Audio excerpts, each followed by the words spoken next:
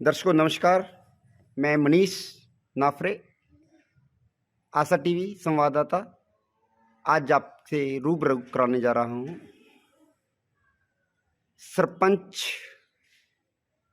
जसविंदर सिंह जी, जो कि लोगों के प्यार और समर्थन से गांव सडूरा, ब्लॉक रादौर, जिला यमुनानगर।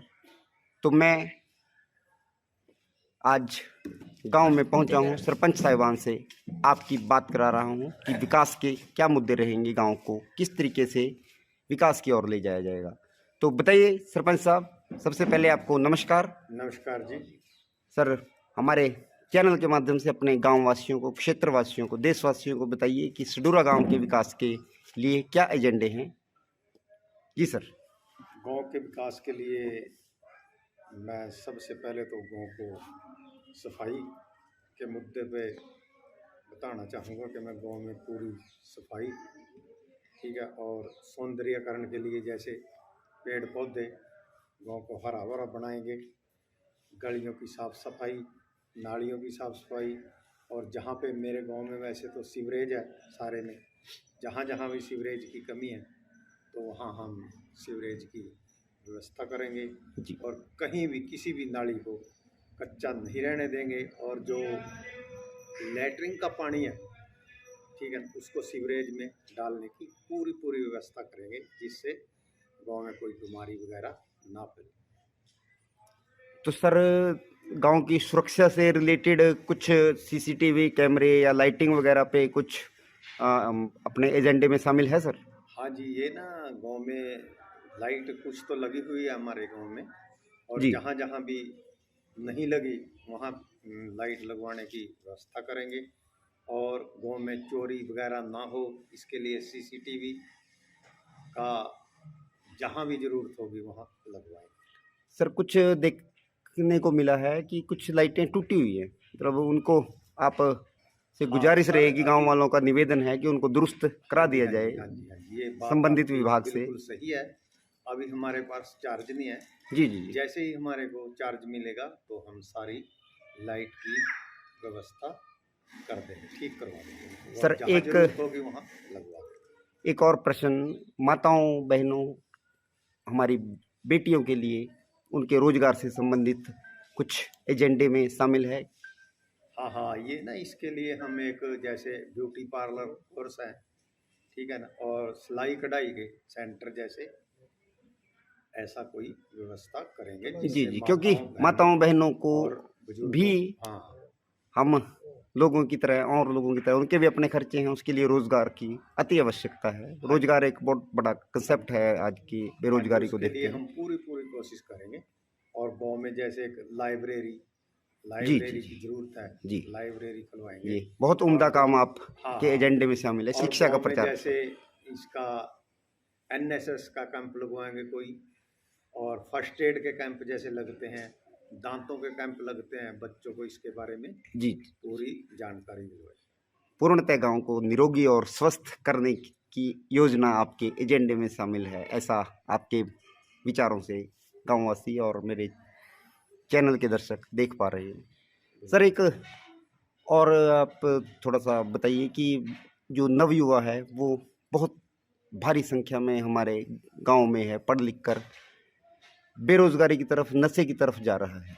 तो उनकी रोकथाम के लिए क्या कुछ अपने सोचा है हाँ जी सर, गांव वासियों के हमारे लिए? गांव में ना बच्चों में खेलने का बहुत शौक, जी जी जी।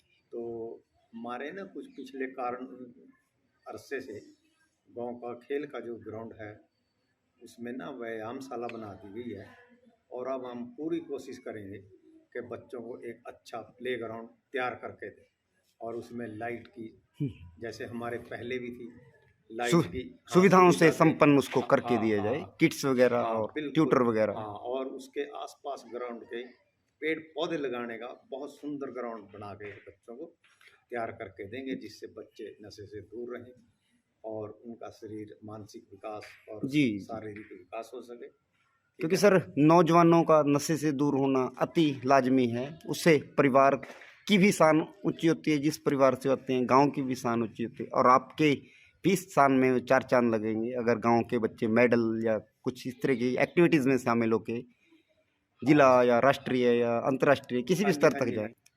सर, मेरा अंतिम प्रश्न,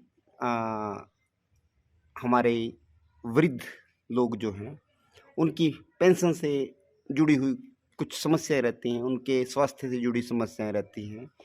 गाँव में अक्सर देखा जाता है कि बुजुर्गों के पास वैसे तो टाइम कम होता है क्योंकि वो अपने खेत खलिहान में लगे रहते हैं। तो पेंशन जो उनकी बुढ़ापा पेंशन जिसको हरियाणा में कहा जाता है, तो उसके लिए भी हर एक सरपंच कुछ ना कुछ एजेंडे में उसके शामिल रहा है। तो आप जैसे निर्वाचित हो चुके हैं, तो उसके संबंध में कुछ बताइए ताकि बुजुर्ग जो हमारे हैं। सरकार से एक रिक्वेस्ट करेंगे, जी सर। प्रार्थना करेंगे अपने एमएलए साहब या जो जी, भी हमारे मंत्रीगण प्रशासनिक हैं, अधिकारी जी। प्रशासनिक अधिकारी हैं, कि बुजुर्गों को पेंशन जो है ना वो गांव में प्रोवाइड कराई जाए। कुछ बुजुर्ग ऐसे हैं जो बैंक तक नहीं जा सकते। ये इसका उनके कोई मान-सम्मान से जुड़ा हुआ हाँ जी, प्रश्न है हाँ जी, हाँ बेसिकली। जी, हाँ जी। हाँ जी। उनके भी घूमने-फिरने की कुछ व्यवस्था ताकि वो भी एक अपना समय अच्छे से बिता सकें, कुछ ऐसी योजना है क्या?